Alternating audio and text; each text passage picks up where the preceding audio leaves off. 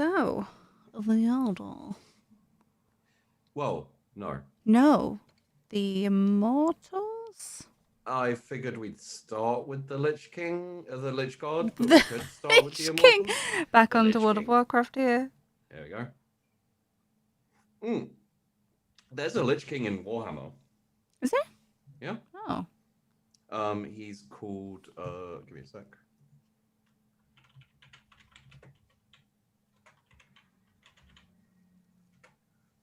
I'm looking forward to his name, because if it's anything remotely close to the Lich Kings I know, that's going to be hilarious. Arkan the Black. It's kind of not far off. Yeah. Arkan the Black is the part of the Khemri. You may find the Khemri kind of familiar. They're essentially, the Khemri are like undead Egyptian lords. Okay. So essentially, yes, they are essentially Necrons. And also Arkan the Black is the servant of Nagash. I don't know Nagash. Nagash is essentially, oh god, I've got to stop saying essentially, sorry. You know, sometimes your brain gets No, stuck yeah, on I got stuck on interesting, so yeah, and like no one else notices aside from you, and you're like, oh my god. So Nagash started off as a necromancer, wizard, vampire lord, etc. He is now known as the Great Necromancer, the Great Betrayer, the Usurper, the Undying King, the Supreme Lord of Undeath, or simply He Who Shall Not Be Named. Here's an extract from here's a quote. In that dread desert, beneath the moon's pale gaze, dead men walk. They haunt the shifting dunes of the breathless, windless night, brandish weapons of bronze in mocking challenge and bitter resentment of the life they no longer possess. And sometimes, in ghastly dry voices, like the rustling of sun-baked reeds, they whisper the one word they remember from life, the name of the one who cursed them to their existence. More than death, but less than life. They whisper the name Nagash. Nagash, what a drama queen. Right? The Necrons are way more dramatic than I thought they.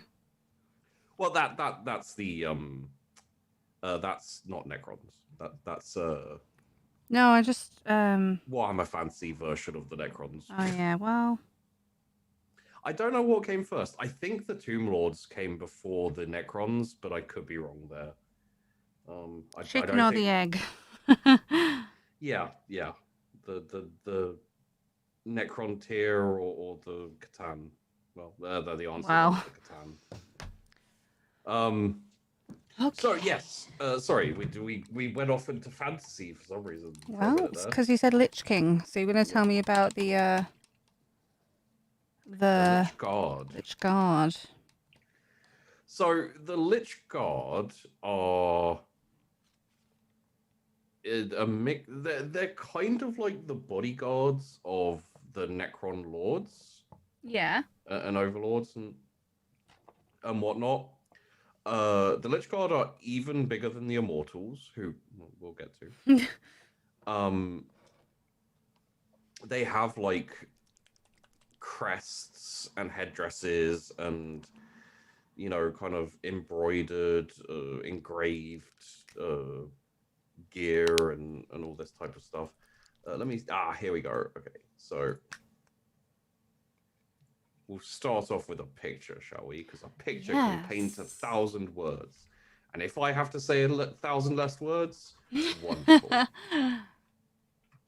So that's the Lich Guard. Okie dokie. So they were originally like the bodyguard for the Necron tier nobility. I like their shield. I just nearly dipped my pen into the water.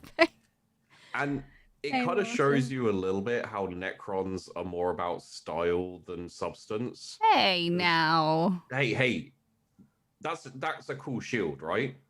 Yeah, Why does it have holes in it? because they need to shoot through it. Nope, they have an axe. They need to see through it Nope. for axe-related activities. No, I'm sorry. I deserve your disdain for that one. You're getting punchy this time.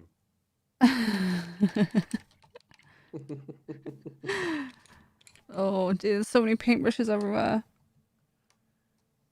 So, if you don't cut it out, you know what? I've now ruined the cutting of out of it, basically, because if you leave this bit in, then people won't understand what I'm referencing. So you'll have to either leave this in or cut this out. Cut it out, Sheepy. Cut it out. Okay, cut this bit Cut out it out. Cut it out. So, the Lich Guard. The Lich Guard. In Necron tier times, were like the wardens of the nobility, of the lords. And it was like put about that they were incorruptible and utterly dedicated bodyguards, which was more propaganda than actually true. Yeah.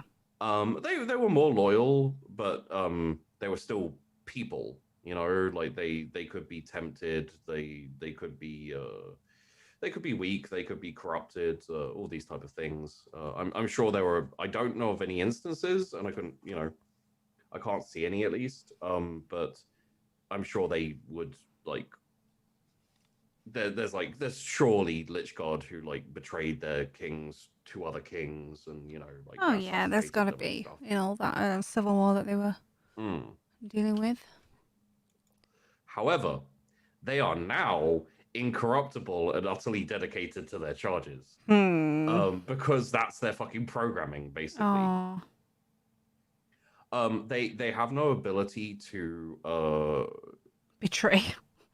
Well, they have no ability to even like misinterpret or make their own decisions when it comes to the Lord's orders. Essentially, during the biotransference, all Lich Guard were programmed with undying loyalty. I guess undying doesn't even unswerving loyalty to whoever it was that they were, beholden to, I guess. Beholden to, or sometimes just to a dynasty. So if like a dynasty lord dies, they'll still be loyal to the dynasty. So whoever is in charge is effectively in command. They have, however, retained the majority of their personalities, most of them. Oh. So they can't disobey, but they can still, like be snarky bitches about it.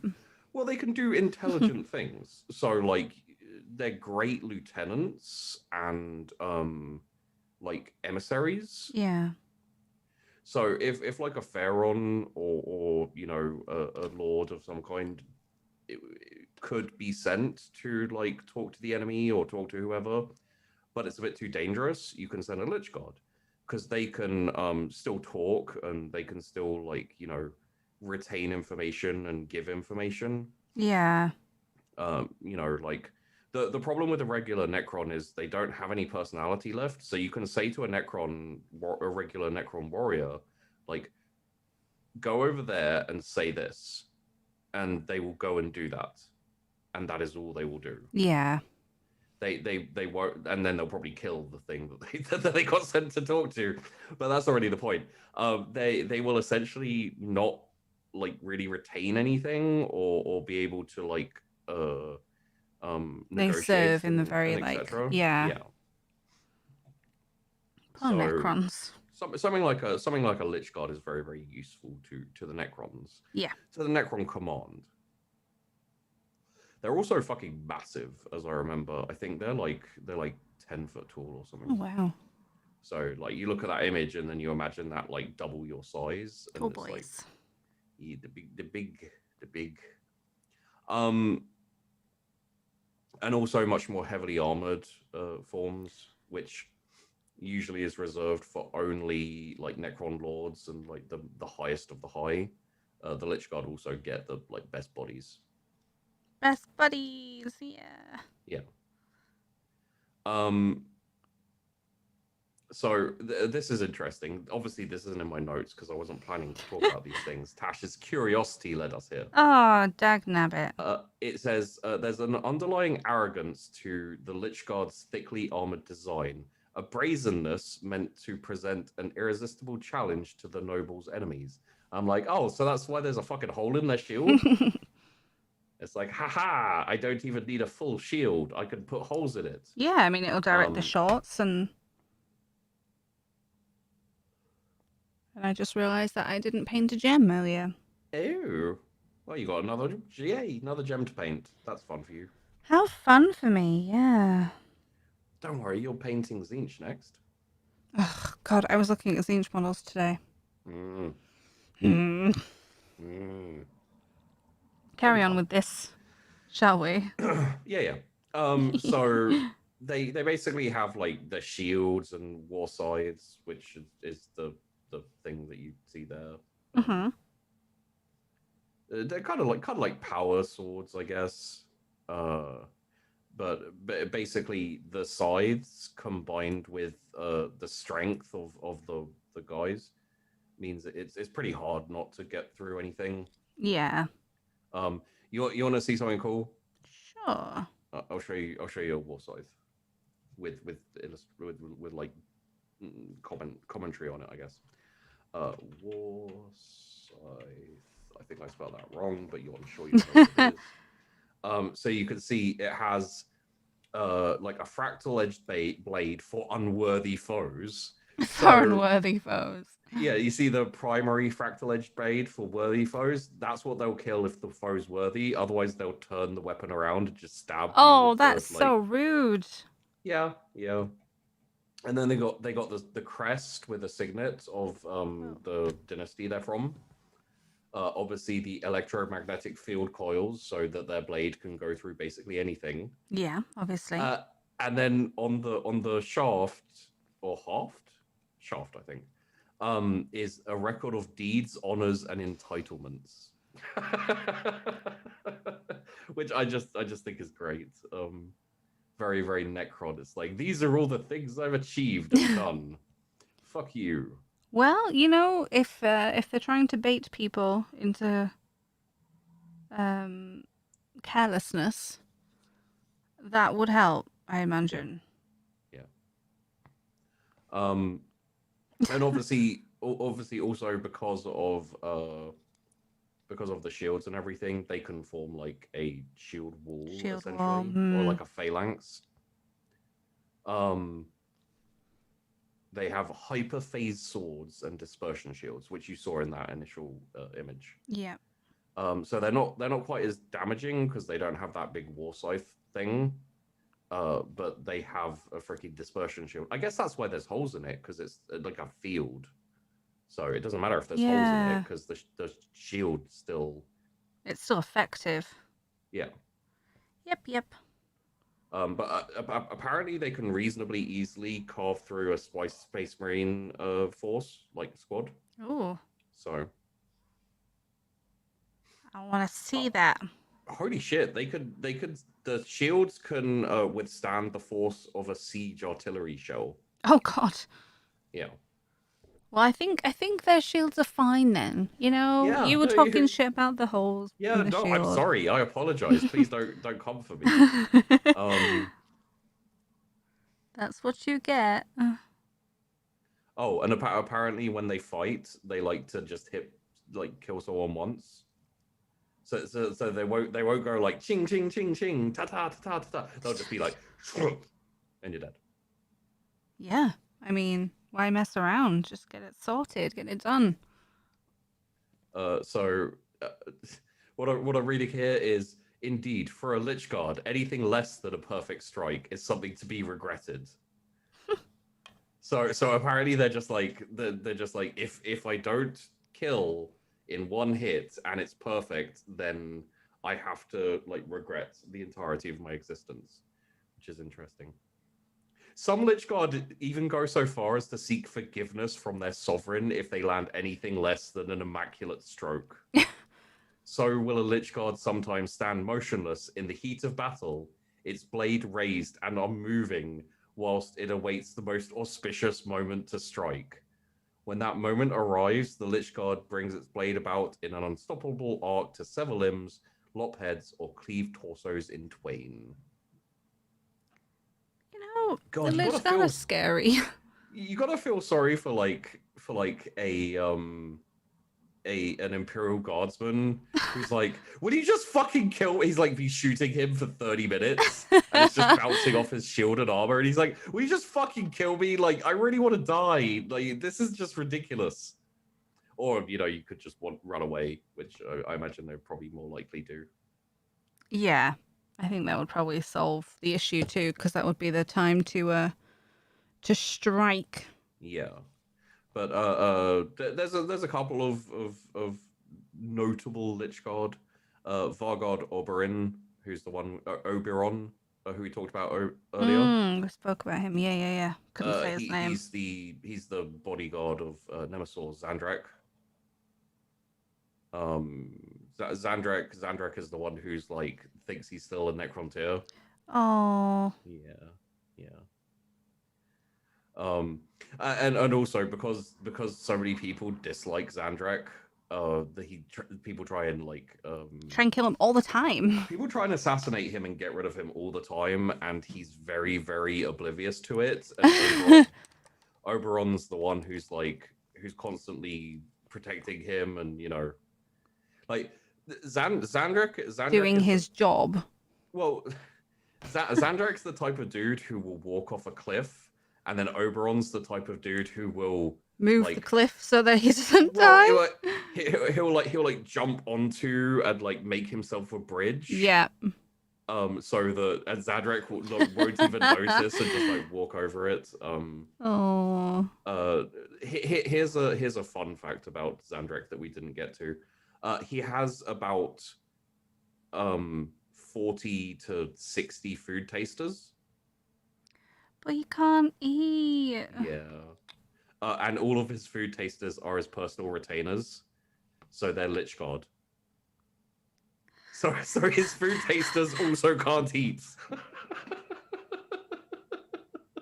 I have got white paint on several of my gems, and I'm so mad.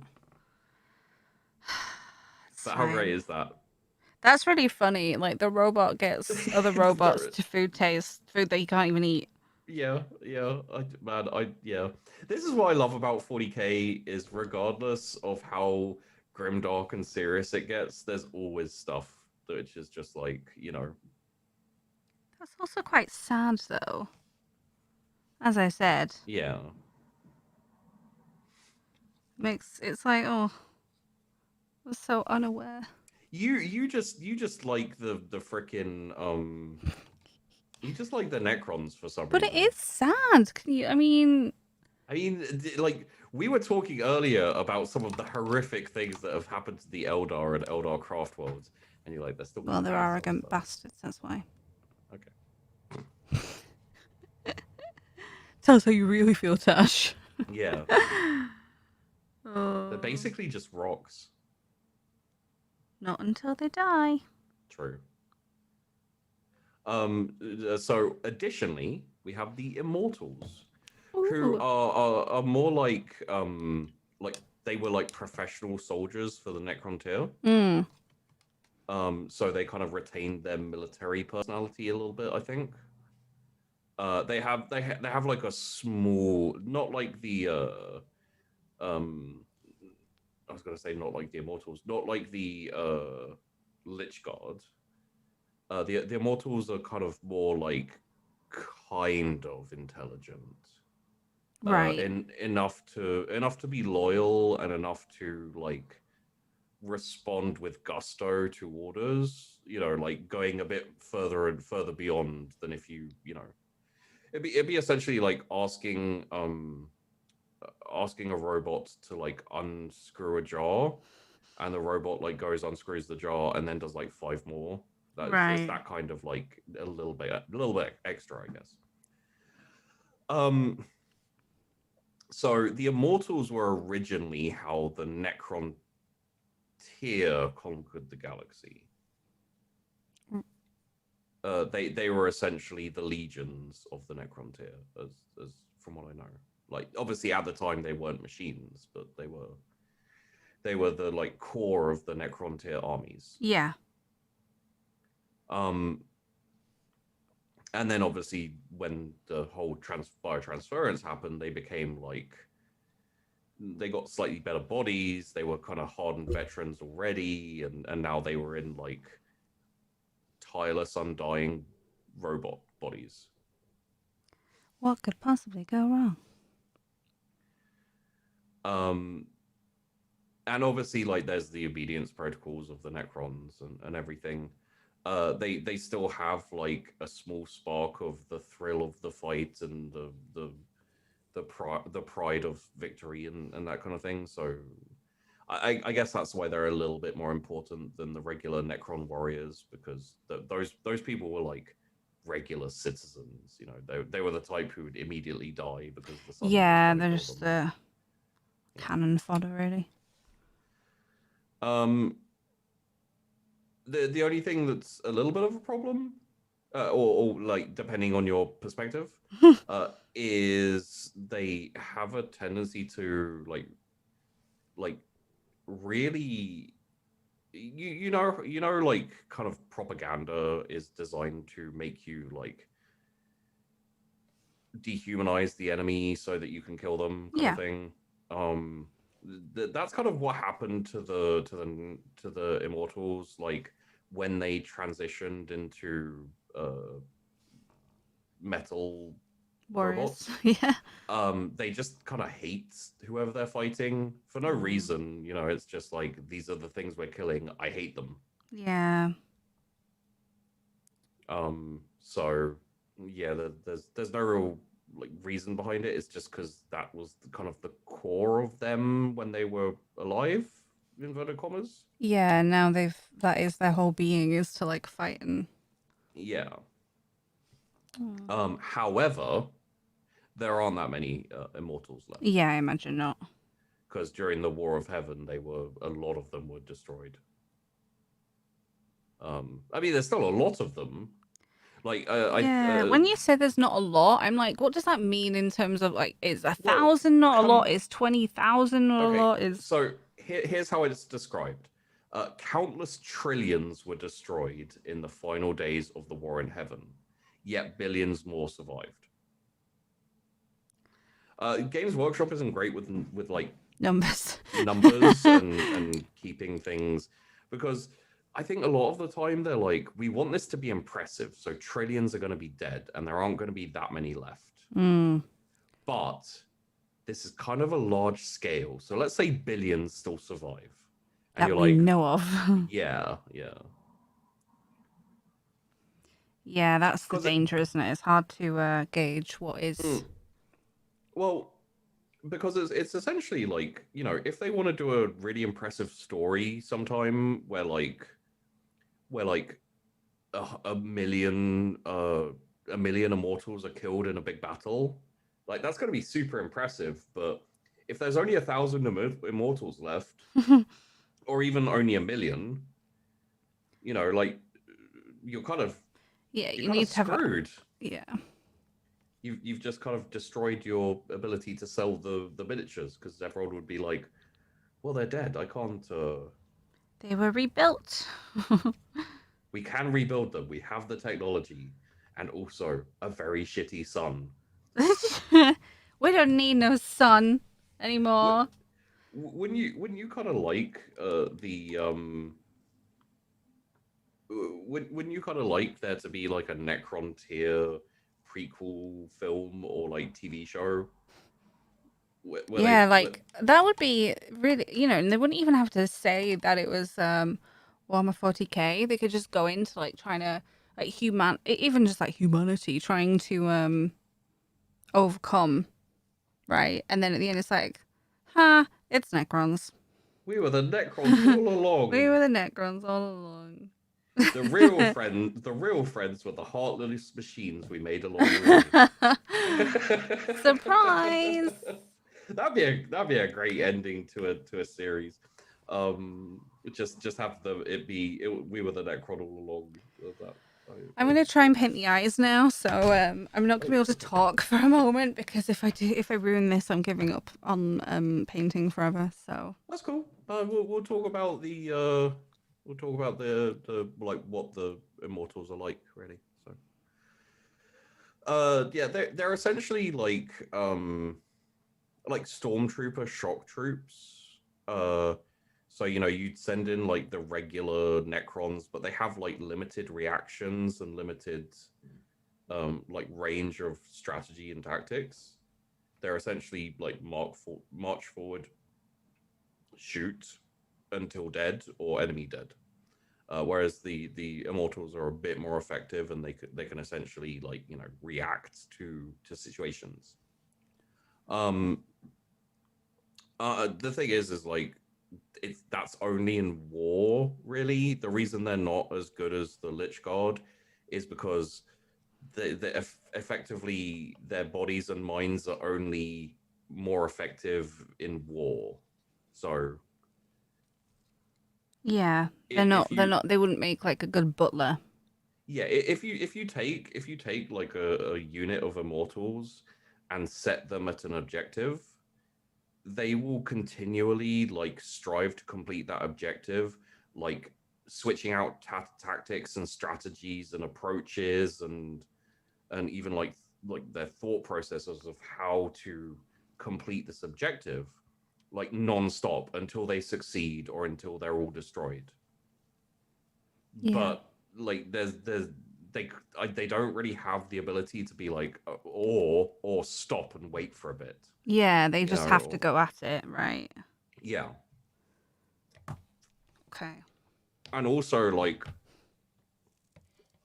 there's no adaptation or evolution of their strategies and tactics. Hmm. They know what they know and they apply those tactics and strategies. So if like a completely new race with completely new technology came along, they wouldn't be able to adjust or to learn. They'd use the same tactics, and it'd be very easy to like for the new race to work around that if they dependent. It also means when you have like the Eldar who can adjust their tactics and like come different ways, they essentially like they can be outthought and outfought without like a higher intelligence, like a autarch I think is Eldar, without like a Necron Lord with like full intelligence and everything there. This is so difficult. Yeah. I mean, not all of the races were around when the Necron tier were there, so they'd need their leaders to help them with tactics versus Yeah. the Tyranids, for example. Yeah. The Immortals, interesting, can talk. Yeah. It's not really like super involved. It basically means like an overlord with a good section of immortals can issue orders across the battlefield by sending the immortals out to relay those orders. So essentially, like the immortals can relay orders to the regular Necron warriors, which kind of like Oh. increases efficiency of the battlefield. Instead of like the overlord having to wander around and be like, hey, stop walking into the wall. Turn around. Turn No, around, go that Dave. way. You'd think that they would have some sort of have built some sort of method of communicating to be effective for that. It's very possible they have, and this is just like a bit of dead lore. Oh. But I found it interesting enough to mention it. Like, this is the thing about 40k is, yes, I was thinking the exact same thing, and my brain was like, don't worry about it. Like, either it's Cash won't true. ask that. Well, no, more like, don't worry about it. If it's true or not true, it doesn't really matter. It's 40k lore. You know, Mm. like it contradicts itself. You know, maybe they're in a Yeah. situation where their communications are blocked all the time and it's important. Like, who knows? Well, it's kind of like they don't need the Vox beads, right? Because they've always been together. But you think um, over time they'd work on something similar Yeah. to be more effective in fights. I don't like her Well, face, but they I don't can't learn, deal remember? with it. Oh, I just find, but um the leaders, can they Yeah. never learn either? Oh, sure, sure. But that's what I But mean. Can they? like they can't really like evolve their underlings. Otherwise, Mm, they would have. You know, like if they could get the regular Necron warriors to be able to like react and do these things, they probably would. The problem is like if they do that, then they also restore the personality, mm. and then you have like all of these Horrified Necron yeah, warriors. yeah, they'd all be like, wait, why are we following you? And then it's like, well, I'm stronger and more important. And it's like, no, we're all undying machines. Like any of us can be leaders. And it's Wait, like, what do you oh mean? wait, shit. I'm a robot. Okay. But I can't be a wizard. Don't start. I have done with the model. I need to You're do the base and the Triscale blades, and that's it. oh, So I'm not super happy with it, but it's fine. And I mean, I've seen it as we've gone, and it looks yeah. pretty good. So I imagine this is a mixture of, you know, just you learning to do parts of it and also you just generally being unhappy with whatever it is you produce, regardless of how much better it would be than what I can do. Yeah, I think there's a lot of like, oh, I wish I've done this bit better. I wish I'd done this bit better, but that's okay.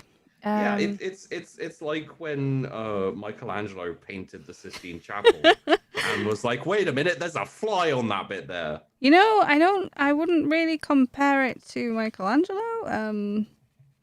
But Maybe Raphael. ha ha ha. But I needed to. Raphael, the famous 16th century artist. I thought. He was Italian or French. I can't remember which. One of them. Well, I need to put another paint sheet on my wet palette because I got full of all the different colors. So that's fun. I'm just gonna mute really quick. Do, do, do. So, wait, are we still going? Yes. Oh. Yeah, carry on. So, yeah, I mean, the Immortals this is a really cool picture, and it's Immortals, so I'll send it your way because we haven't had a picture of the Immortals yet.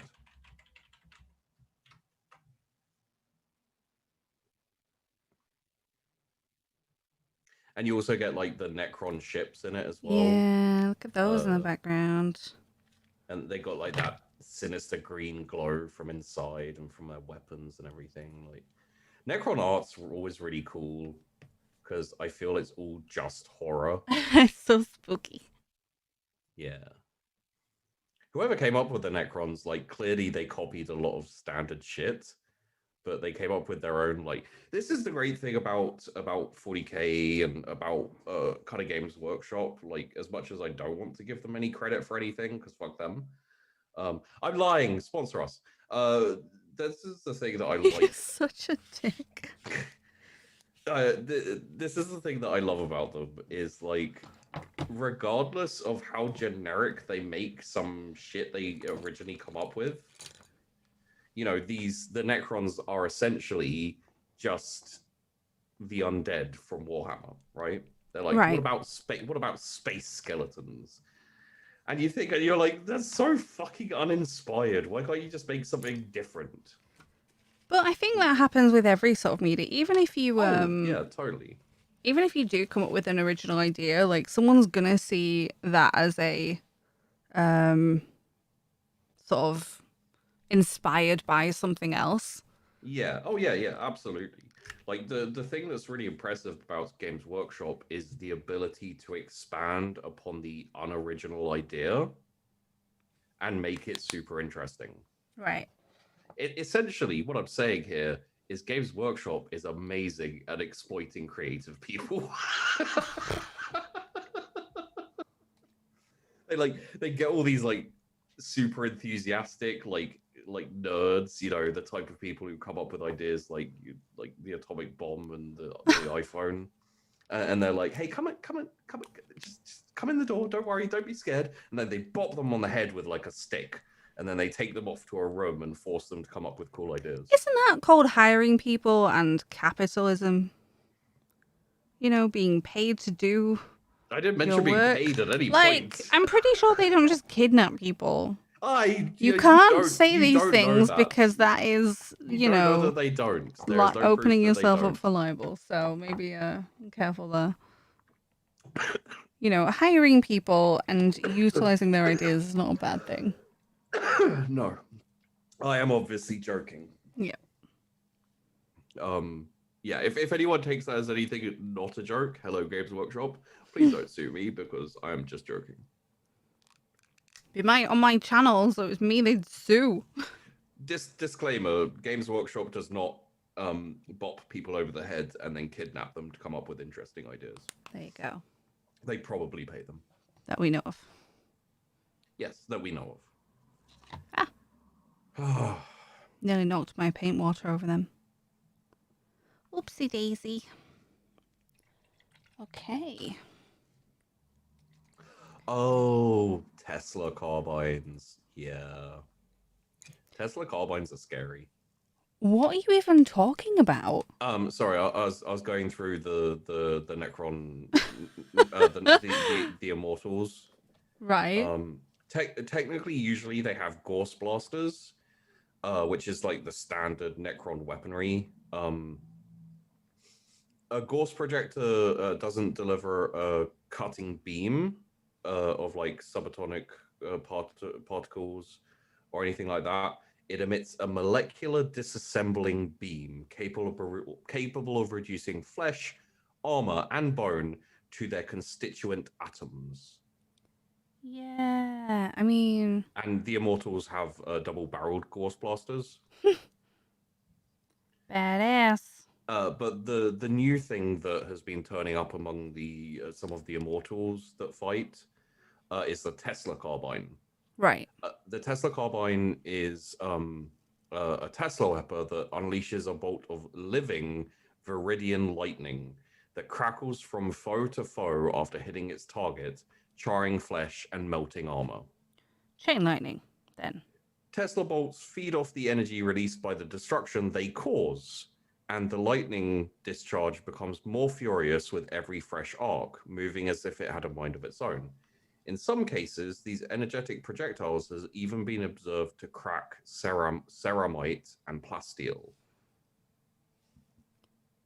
Badass.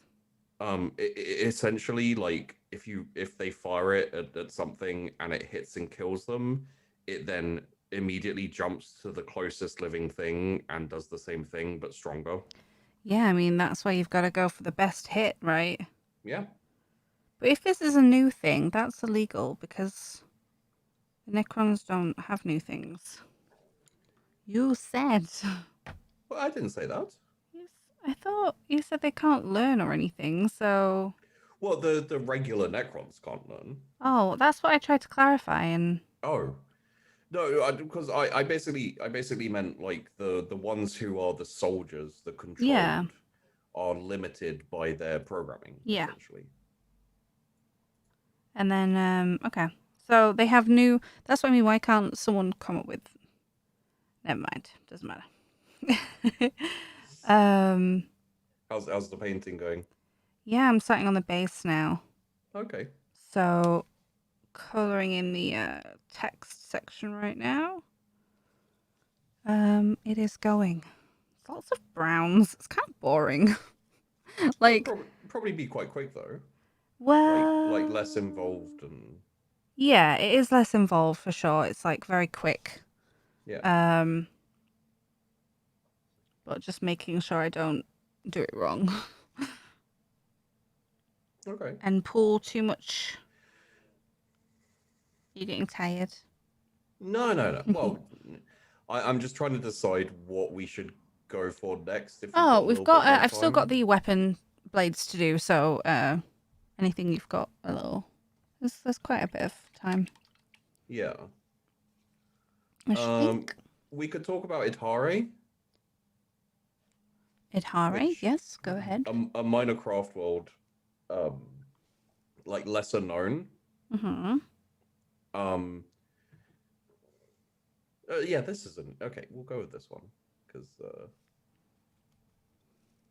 so the start of its history, aside from obviously the start of every craft world, is the fall of the Eldar and the rise of Slaanesh. Yeah, Starts Slaanesh. in like late millennium 41, which is 40,000, like it's like 40,808 kind of time. Right. A large splintered tendril of Hive Fleet Behemoth. Oh, that was changed to. Oh, wait. I didn't know this. So Hive Fleet Behemoth was later changed to Hive Fleet Naga. Naga. Naga. I Why would was think. when and why did this happen? Um, Essentially, Hive Fleet Behemoth was the one that went after Ultramar, which is the home world of the Ultramarines. Yeah.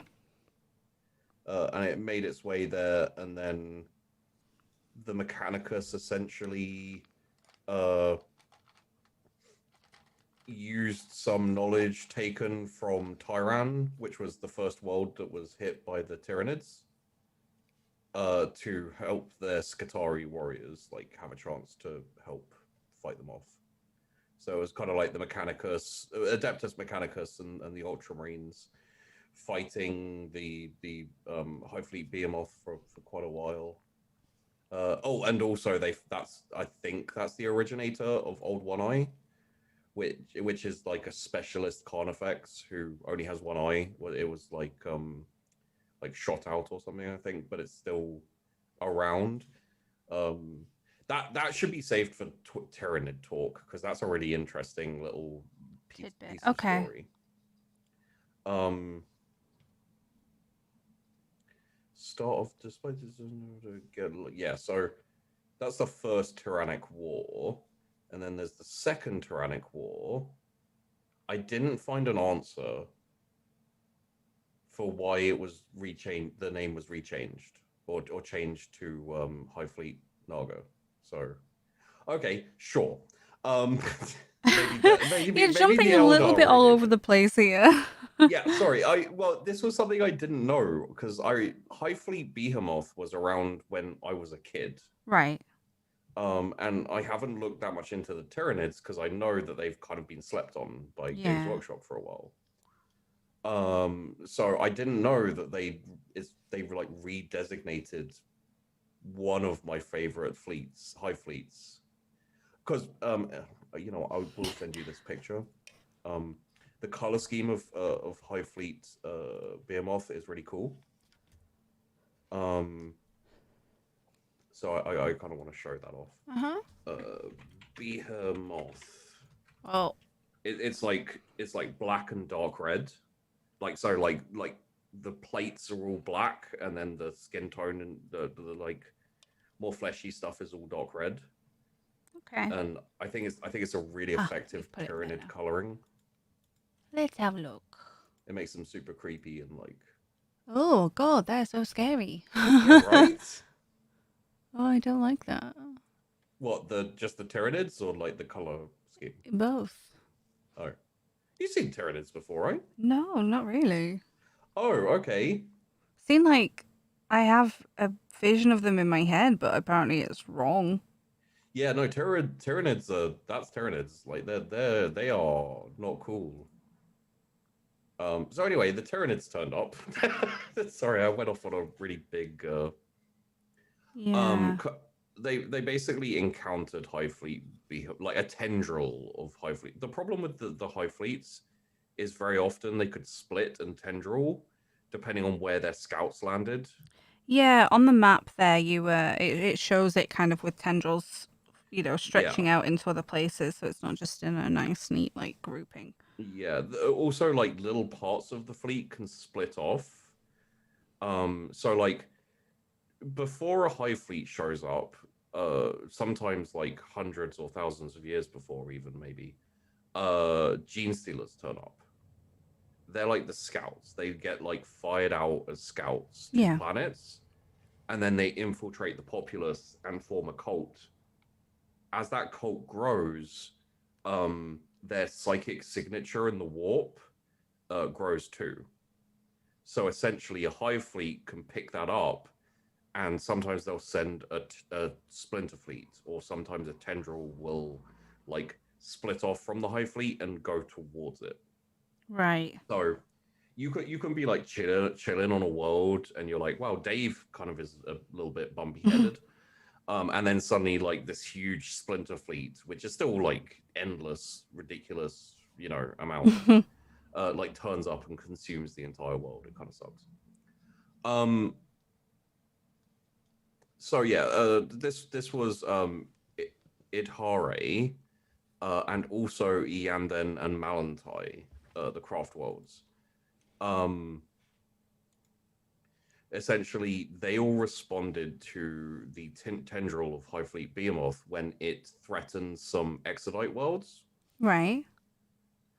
Um, by the time they essentially got there and started engaging, pretty much all of the main Exodite planets were overrun. Yeah. Because by the time you know, it's too late, really, Yeah, to get unless you were already there and you had it in place, like to travel somewhere. Then I guess is too late for it. yeah. Even with the forces of the Idhare and Malantai craft worlds, the Exodites couldn't like stop the invaders, and Eander actually turned up at one of the planets was called Halathel, and like it's the they have the they have the matrix essentially. Yeah. Sorry, the eternity matrix, infinity matrix. There we go. Sorry. There's a lot of terms being thrown around, and I'm confusing myself now. They have the Take a breath. It's infinity. fine. They have the infinity matrix on the craft world.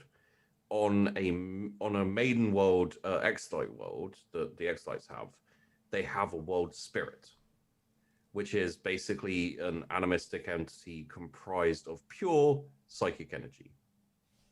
It's essentially the spiritual heart of the world. Right. It's the reason why the Exodites don't get eaten by Slaanesh, Yeah, because it's which like we did worry about. What worry? We did worry wonder about. We did about. worry about that for a while. We did wonder about that before. Um, it's essentially it's very much like an infinity circuit, but it's where all the souls of the Eldari who die go. Right. Um, so if that's like destroyed or kind of like scattered, then all of those souls gets eaten by Slaanesh. Oh, so yeah, we like that being safe. I have this image of like a giant angry like she beast wandering around the Immaterium, just searching for like wayward Eldar souls and just like snacking on them. Um, Well, I don't think Slaanesh goes out hunting like that, right? Yeah, no, but it's just, They you all know. go to Slaanesh. Um, So usually it's like obelisks and stone circles and like runic stones and all these type of things, which basically are made from like psychically sensitive crystals and stuff that essentially like hold the world spirit. yeah. Very like possibly because of how a lot of the Eldar view the Exodite worlds, they may be even more precious than the Infinity Circuit on a craft world. Although Eanden, Craftworld Eanden turned up at Halafel and the world spirit had already been destroyed, and Hmm. Halafel, basically everyone on it had been killed. Well, So the Eanden fleet was like, okay, fuck Tyranids, and especially these hive ships. So they went to go get vengeance, and unfortunately, their flagship, like the admiral's flagship, got destroyed, and he fell. Um, they're not doing very well overall. no, the Eldari had a really rough time after the fall of their empire, to be honest. Um, and then essentially, with the flagship destroyed, everything went a little bit chaotic for a while. I imagine so. There wasn't much like order and control until someone took command, and that was a prince called Yrel. Erel. Urel. Ariel, sorry. Ariel. Um,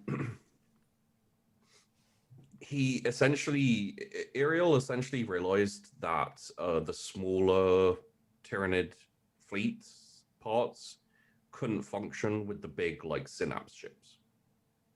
So he kind of like organized his fleet that he'd just taken control of and or made them target the big ships. And I think possibly because like obviously they lost a lot of Eldar, but I think possibly because the Tyranids didn't have much experience, you know, with war in this galaxy and etc. They didn't know to protect the bioships. Yeah. So they did manage to destroy them, and you know, the rest of the vessels kind of like either attacked or just like went a bit dormant. So they're pretty easy to destroy. Swoop in there. Get rid of the Tyranids. Yeah, the Hive Fleet was basically uh not destroyed but diminished so that it wasn't threatening for now, you know. Yeah. Um and Iriel and also Idhare and Melantai, the other two smaller craft worlds, they ended up like fighting the Tyranids like for a decade, like hundreds of times over different worlds and different, you know. Yeah, I mean they're pissed now. The Tyranids need to go. Yeah.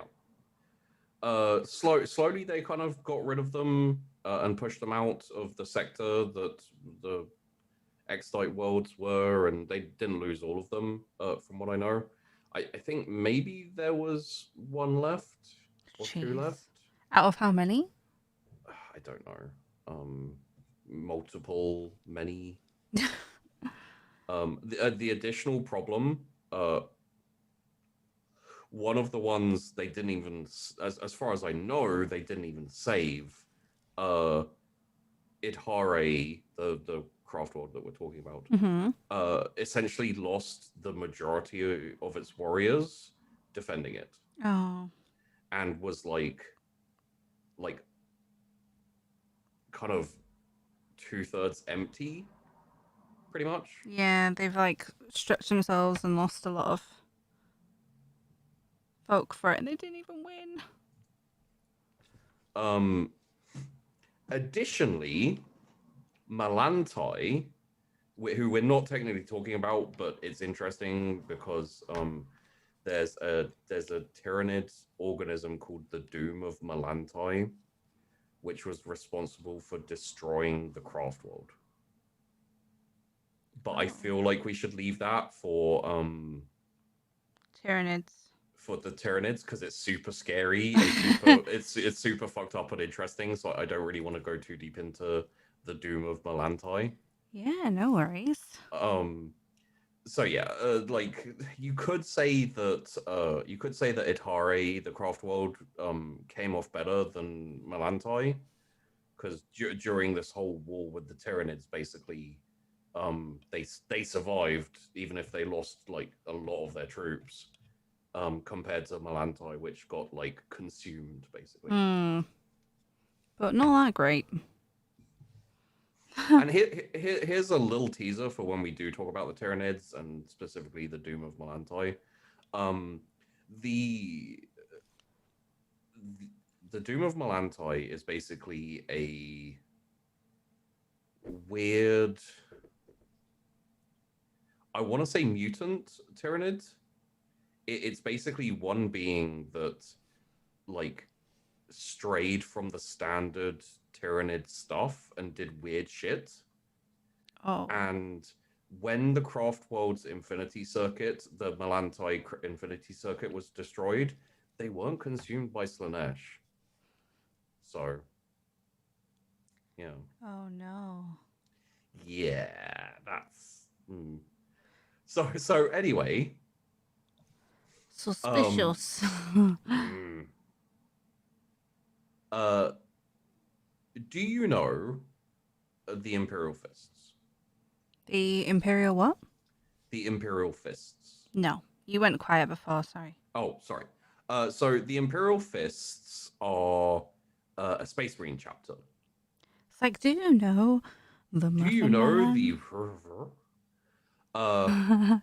essentially the Imperial Fists were masters of defense. Right. Like during big battles, they were always the ones who basically like sat on a planet and dug in like angry frogs. We'll just wait here, okay, everybody? Yeah, and they watch like flies like flying over their head, and they're like, "That's cool, but if you come any closer, You better I'm a watch it, tongue, punk. I'm a tongue you and eat you." Um, so the when the Space Marine chapters were ruled to be a little bit too big and a little bit too like wieldy, they essentially broke up a lot of the chapters into smaller chapters. So we are going to be talking about the Invaders. They are a successor chapter of the Imperial Fists. Okay. They are essentially full green, pretty much. Just It's green? yeah, Mm. pretty much completely green with a bit of like gold frogging, essentially. Okay. I don't know why I'm on frogs at the moment. No, and maybe Anyway, that's why, because they're green. yeah. So at one point, the invaders were like, "Hey, let's invade." I guess that's where they got their name from. Wow, yeah, no, good Oh. idea. And they attacked in a big assault the craft world of Idhare. Now, the Eldar would be able to deal with like the craft world would usually have been able to deal with this, except for the fact that they don't have that many troops anymore. Yeah, they're having a bad Because old time, really, because of the Tyranids. yeah, the whole Tyranid destruction and massive losses. Um, the invaders managed to like their attack was a success, even though they basically like lost. They took heavy losses attacking the craft world. Yeah. They did also have a little bit of help From from the Legion of the Damned. who's that? So the Legion of the Damned. Uh, okay, I'll directly quote an Inquisitor. Inquisitor D. Meloriac, Order Kronos. Okay. Kronos, Ordo Kronos is kind of like a tiny little obscure order that was formed to investigate effects and ramifications of time travel in the warp. Messing with things you shouldn't be messing with. Yeah, it's essentially there's no idea what they found because they all disappeared. Yep, I mean, that's to be expected. Yeah. They like no one knows how or why. They don't know if the Ordo like disbanded themselves and just disappeared and like destroyed all their research. They don't know whether they caused themselves to like just disappear or whatever. But yeah, So n- he's from the Ordo Chronos. so he survived it. Or this Maybe, is before he or went, this was right. before they disappeared. His quote is, "Of all the legends of the Imperium, one of the strangest is that of the Legion of the Damned. For those who know where to look, there are many corroborated accounts of these otherworldly warriors, their unexpected appearances upon a desperate battlefield, and their sudden and inexplicable disappearance at the battle's end. Basically, they're a band of space marines who no one knows where they came from, why they came, what they came to do, what they want to do, and where they go. They just randomly turn up at battlefields to swing the power of the battlefield." Just any side. Yes. Oh, they really don't care about what side. Invariably they turn up on the Imperium side, Right. as far as I know. Okay. And there's a suspicion that they might be a like space marine, an ultramarine chapter, like a successor chapter. Right. Um, they never say anything. I don't think any of them have ever spoken in lore or in anything. Is Uh, this like they don't take the helmets off?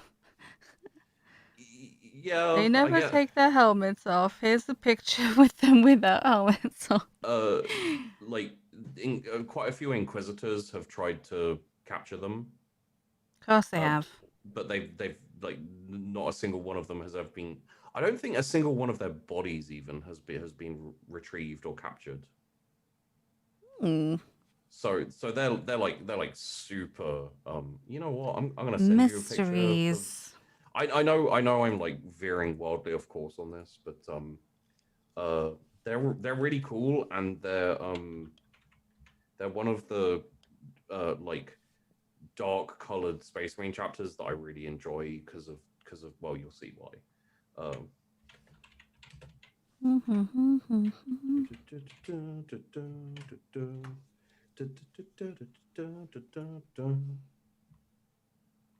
so that's the Legion of the Damned. Um, Now I know your painter brain is going to immediately go to fuck that. No, it went to it went to teenage boys like fire. Yeah. Oh yeah. Yeah. Made Oh me yeah. think of those like skater shorts that people wore with like flames on them. It totally does, like, but then again, if Sorry, if we everyone. if we go to like some art of them, uh they're legitimately on fire. Oh, well, that's a bit better. Yeah. That's better. But it was just like painted on. I was like, okay. It's believed that they are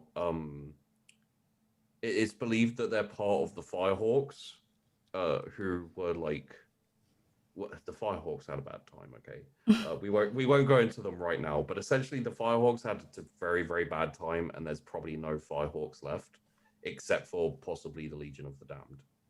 Right. They're not even sure if they're Chaos or not. They're like super suspicious of them. So I mean, you so would be. They anyway, just turn up, do some fighting, off they go. Won't answer yeah. questions, won't Well, I talk. I mean they turned up uh during this fight on to destroy Hmm. Itari, and it's like, why did you want to destroy Itari? And they're like on fire and they wander off, and you're like, okay, bye. Bye. Um, they essentially like blew they blew up the dome, and vented a shit ton of Eldar into space. What? Yeah, But why? I don't know. Like you see these dudes, like they don't fuck it. They're too edgy to talk. They just turn up and look cool. Too edgy to talk. Um, That's so it's mean. essentially it reduced the craft world to just a drifting hulk of wraithbone. Like there's nothing Yeah. live inside.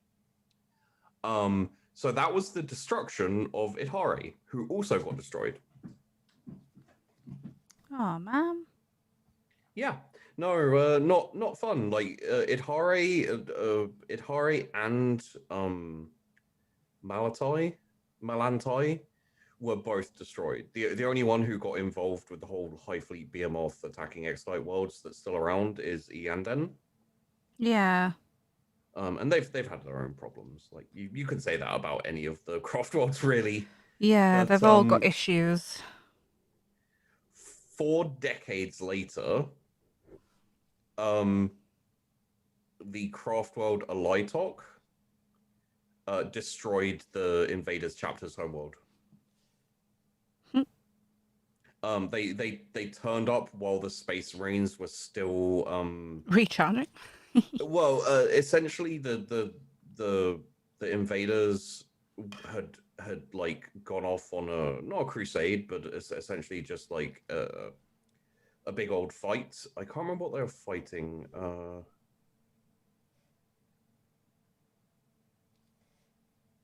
I think I think they were fighting chaos actually. Not really fair when they're, benefiting the universe, They're but all right. they're one of the more like they have a reputation for being reckless. Right. It's essentially like throwing themselves into battle without thinking about odds. Yeah. So they have a tendency to always be under strength and always be like trying to make up that Right. strength. Um and they they have a tendency when they come back from a chaos campaign. So they fight chaos a lot, Yeah. probably. It's unknown because every time they come back from like one of these campaigns, they mind wipe their warriors. That's so strange. Like, any reason why? Imagine you're fighting chaos and Oh, you're a I space suppose, yeah, they need to. like the things they've seen, like the blasphemies and heresy, and Protect themselves from chaos by not yeah. remembering it. I think possibly it's just so Games Workshop doesn't have to come up with a backstory majority for this, for these guys. Well, two birds, one stone. Yeah. Um, essentially, essentially the Alitok turned up, and because they probably just sent out a campaign or just got back from a campaign, and then wiped the minds of all their freaking dudes. They were very under strength, and I think they were like half of what they should be. The they invaded their world. They surrounded their fortress monastery. Then they broke into it, destroyed it, and reduced the entire planet to ruins. Oh, I, I mean, they they kind of deserve just. it for what they did Everyone to. deserves it. Yeah, it's true. Um, only 300 of them survived. Oh, jeez. Out of, like, probably bajillions. Well, quite a few. They were fairly low anyway, and essentially they are now a fleet based chapter. They don't have a home world, so they just they have no ability to wage campaigns or warfare. They essentially just float through space, going to like say the Imperial Guard are launching a big campaign, and there's some like more dangerous elite troops. The invaders might turn up and help Right. out there, but they can't really do anything themselves because Oh. there's only like 300 of them. Oh boy, this painting. Yeah. Yeah. It is coming together, but I'm surrounded by paints. I'm Oh, surrounded by pains. what's the next thing? Violet. The color. Yeah. Okay. Druchie violet. Um, trying my best here. Yeah. Oh, it's a lovely color. I don't know how much I should water it down. Sometimes these colors that you're like, oh, it's a contrast, so I don't really need, or it's a shade. It's already really watery.